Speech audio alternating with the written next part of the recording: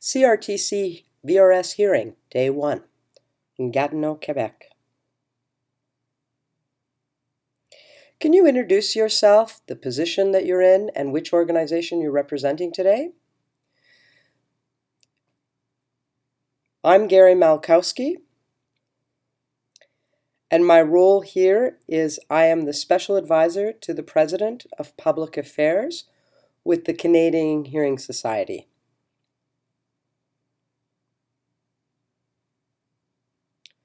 I'm Jim Hardman,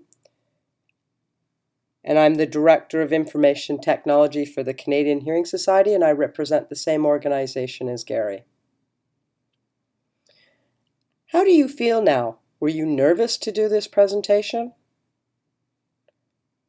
Well, initially, to look at the setup of the room, the setup of the ASL and LSQ interpreters, the commissioners, the lawyers, the rest of the parliamentarians, it really was an open space, and it really reminded me in being back in Parliament with the government.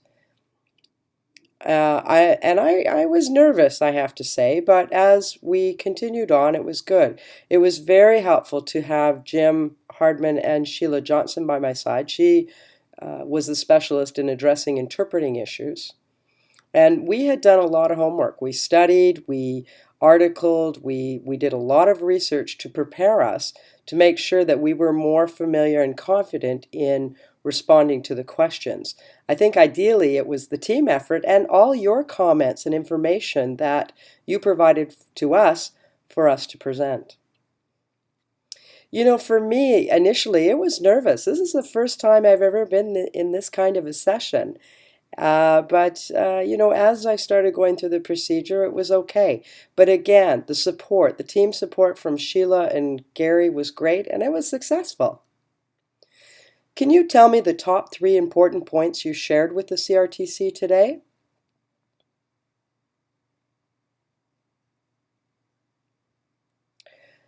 I think the initial point that we wanted to make was who would provide the minimum standards for the governance of the request for proposals for video relay services, and who would fund that model? Would that be under the telephone service providers and internet providers?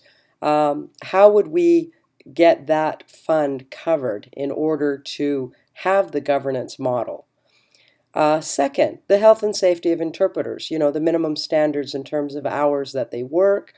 And again, who would operate the request for proposals? So ensuring that there was a governance model which would have representations from both deaf communities that were French and English, as well as representatives from the interpreting community, representatives who were experts in technology, to have various stakeholders in order to make sure that a governance model could be established and that a national VRS service could be offered across Canada in both ASL and LSQ. I liked Gary's response. I'll stick with that.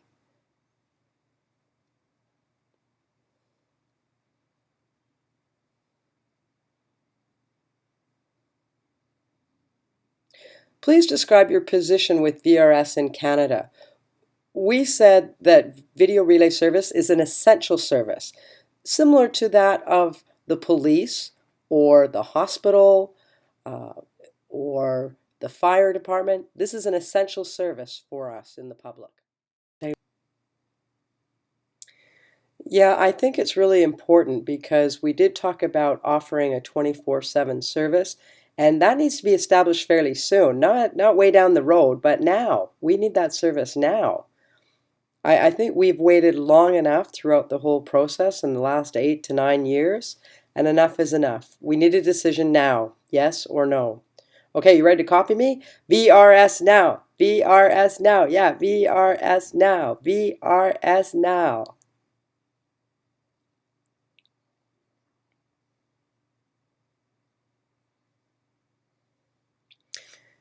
So do you think the CRTC will vote in favor of video relay services?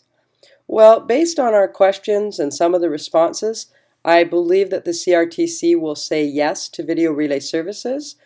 I'm just not sure when that will happen, but I do believe that they will say yes. I'm just not sure when. Yes, to respond to VRS, the sessions, as well as the 3,500 interventions that were filed with the CRTC, they can see that the community is very interested. And it's powerful. We've spread out one voice to say enough is enough. It's time for VRS. I believe they're going to say yes.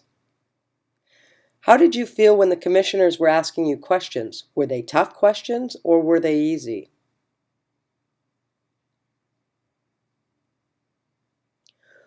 Well, the good thing was I didn't sweat, not yet.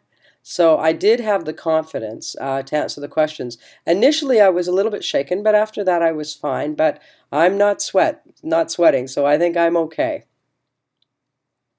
Yeah, I started to sweat a little bit, but the questions were tough, real challenging questions, good questions. And some of the questions were not things that we could answer as an agency from Canadian Hearing Society because we're not the expert at VRS, but we can advise on VRS.